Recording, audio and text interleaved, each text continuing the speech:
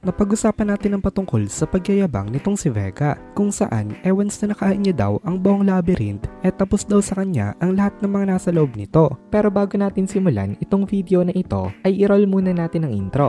Hello everyone and welcome to my channel, ang inyong source ng Tagalog na Tansura Contents. Sa channel na ito pinag-uusapan natin ang mga nangyayari sa may Tansura Universe. So without further ado, let's get into the video. Nag-upload na nga pala guys ang Kohay PH ng Tagalog na solo leveling. Kaya kung gusto mo makapanood ng Tagalog solo leveling contents, bisitahin nyo ang Kohay PH. Link in the description. Nag-uusap ngayon itong sila Dino. Sabi nitong si Dino, ayaw niya daw ng ginagawa nitong si Vega na nagpapakabos ito sa kanya. Sino daw ba ito sa tingin niya? Nag-reply naman itong si Pico na bakit daw ginagawa naman nitong si Dino ang mga iniuutos nito. Kaya sabi ni Dino, wala daw kasi siyang choice. Under daw siya ng control nitong si Feldray. Nagtanong naman itong si Gracia na hindi daw ba kaya nitong si Dino na kumawala dito. Pero si Mai Furuki ang nag-reply sa kanya na kung kaya daw kumawala nitong si Dino matagal na daw sana nitong ginawa yon. Maging itong sila Pico at Gracia under din ang control nitong si Feldray kasi pati sila angelic series skill user. May some kind of free will pa rin naman sila pero hindi pa rin nila kaya tumakas sa mga orders nitong si Feldray. Hindi nila in-expect na ganun rin itong si Dino. Tapos nagtanong itong si Dino kay Mai na di daw ba hindi naman angelic ang ultimate skill nitong si Mai Furuki. Kaya ang ibig sabihin daw nun hindi talaga ito sapilitan na pinapasunod nitong si Feldray. Kaya bakit daw sumusunod pa rin ito? Nagpanik itong si Mai Furuki dito. Narinig niya pa lang yung phrase na didisobey siya nawala na ang kanyang pagiging kalmado. Ganito pala yung pakaramdam nila kapag magdidisobey ng order. Parang some kind of mind conditioning. Pero hindi nga angelic series skill user itong si Mai Furuki. Pero sabi ni Mai imposible daw niya magawa yon kasi siya rin naman daw user ng alternative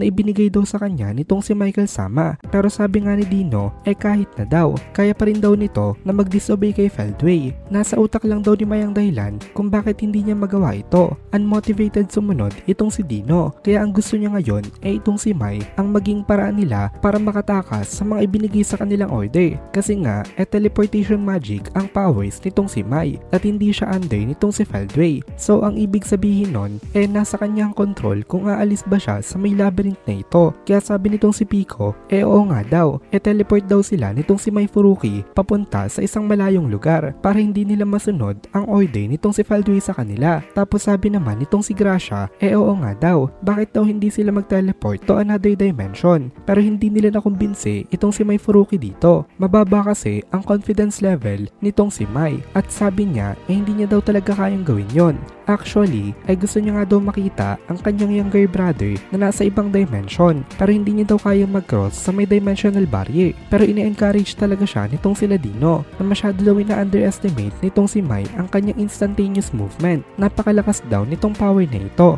Actually, baka hindi niya nga daw kayang talunin itong si Mai dahil sa may instantaneous movement niya. Sabi naman nitong si Pico oo nga daw. Baka nga daw maging itong si Feldray hindi magawang talunin itong si Mai Furuki. Sumang-ayon din itong si Gracia pero ngumiti lang itong si Mai sa kanila at sabi niya imposible daw talaga yon dahil sa mga conversations nila na ganito lalo naging mas close itong mga ito. Then bigla sila nakarinig ng isang boses. Ito ay galing kay Ramirez at sabi nito pagsisisihin niya daw itong si Dino-chan dahil sa betrayal sa kanya nito dati. Tapos tumawa na malakas itong boses na ito. Kinabahan ng group nitong sila Dino nang dahil dito. Tapos biglang sumulpot itong sila Beretta, Zision at Tapito. Then after ng ilang segundo lumabas naman itong sila Kumara at Ranga. Itong 5 warriors na ini-assign nila Benimaru para i-intercept itong sila Dino. Napasabi itong si Dino dito. Nasabi na nga daw ba talagang nandito daw itong si Zision. Kinabahan itong si Dino at bigla siya nakaisip na tumakas pero nakita niya ang paligid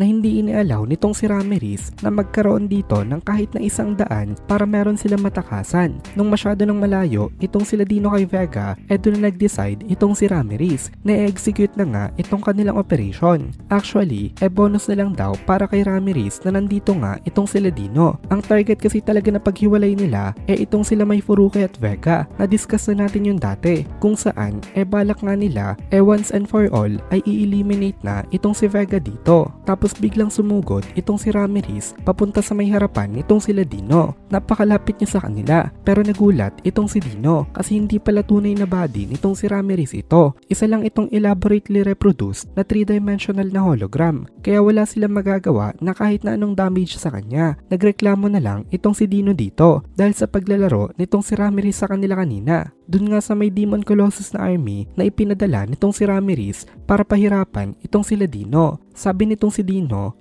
paano daw nagawa nitong si Ramirez na maging ganun ka-cruel, especially sa kanyang kapwa Demon Lord. Sabi niya, hindi daw mabuti na Demon Lord ito. Punong-puno na itong si Dino dahil sa mga nangyayari, pero wala siyang magawa, kaya pagko-complain na lang ang nag-iisang bagay na nagagawa niya. Tapos nag-reply itong si Ramirez na ano daw ang ibig sabihin nitong si Dino. Ang mga Demon Colossus daw na ipinadala niya kanina, short greeting niya lang sa kanilang mga bisita. And once again, may tanong ulit ako sa inyo, kung kaya ni Obera na tanggalin ang ultimate skill niya at hindi kaya nitong si Dino, ang ibig sabihin ba nun ay mas malakas itong si Obera compared kay Dino? Ilagay niyo ang inyong mga sagot sa may comment section. At dito na muna natin tatapusin itong video na ito. Kung nagugustuhan mo itong mga videos natin, ay please consider joining the membership para mapanood mo na agad ang mga kasunod na part dahil palaging advance ang ating mga members. Also, ay please consider leaving a like at mag-comment ka na din para ma-boost naman tayo ng algorithm.